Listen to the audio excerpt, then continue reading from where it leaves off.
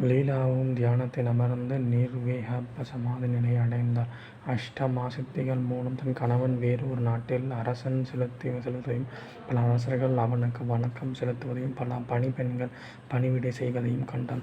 உடனே சரஸ்வதி தேவி வேண்டினாள். தேவியும் அவள் முன் பிரசன்னமானவள். லீலா சரஸ்வதியிடம் கேட்டாள், எப்படி என் கணவன் ஆன்மா இன்னொரு இடத்திற்கு வந்தது?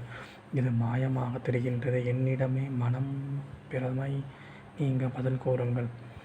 தேவி கூறினாள், முதலில் உண்டான மனதின் நினைவுகளே அது இரண்டாவது நினைவிற்கு காரணம்.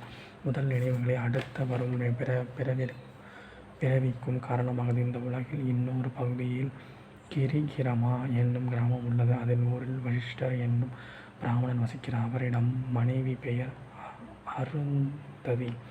அவர் நேர்மையான யாகங்களை செய்து வந்தார். அவளும் தன் கணவனை மிகவும் நேசித்தார். தன் மனைவியும் உன்னை போல் அந்த மனைவியும் உன்னை போல என் கணவர் இறந்தால் அவரிடம் ஜீவன் ஆன்மா இந்த அறையை விட்டு வெளியே செல்லக்கூடாது என்று வேண்டினான். நானும் வரமளித்தேன். ஒரு நாள் அந்த பிராமணன் இறந்து போனான். அவருடைய ஆன்மா அந்த அறையிலேயே இருந்தது. அவருடைய மனைவியும் மிகவும் வருத்தப்பட்டு இறந்து போனான். அந்த கிராமம் வீடு இன்னும் அப்படியே உள்ளது. பிராமணனின் ஆசையால் அவன் ஒரு அரசனாக பிறந்தான். அவன்தான் உன் கணவன் பத்மா. அவரின் மனைவி அருந்ததி நீ. இவையாவும் மனதின் நினைவுகள். லீலா சரஸ்வதி தேவியிடம் கேட்டாள், நீங்கள் இவ்வாறு கூறுவது பொய், நம்ப முடியவில்லை.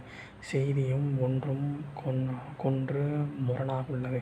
தேவி கூறினாள், அறிவுள்ள அழகிய பெண்ணே, நான் பொய் சொல்ல மாட்டேன். உண்மையை கேள். நான் கூறியதை யாவையும் சீதாகாசத்தில் நினைவில் காணப்படுபவை.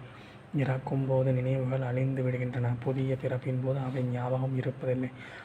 நிர்விகல்ப சமாதியில் உடலில் நினைவுகள் கிடையாத போல புற உலகங்களுக்கான தடை கிடையாது. அந்த பிரம்ம நிலை. நீ உன் உடலை பற்றி நினைத்து கொண்டிருப்பதால் பிரம்மத்தை உணர முடியாது. எண்ணற்ற மனம் தன் வாசனையிலிருந்து ஜீவன் முக்தனாக விடுதலை பெற்றதாலும் அந்நிலையில் நீ வேறு உலக காண முடியும். சமாதி நிலை பிறப்பு வெறுப்பு அற்ற நிலை, சுத்த ஞான நிலை. இதனை நீ பயிற்சியால் அடையலாம். இவ்வாறு சரஸ்வதி தேவி கூறினான். ராமா சரஸ்வதி தேவி கூறியபடி லீலா இன்று இரவு தியானம் செய்து நிர்விகல்ப சமாதி நிலையை அடைந்தாள். ஓம் சாந்தி.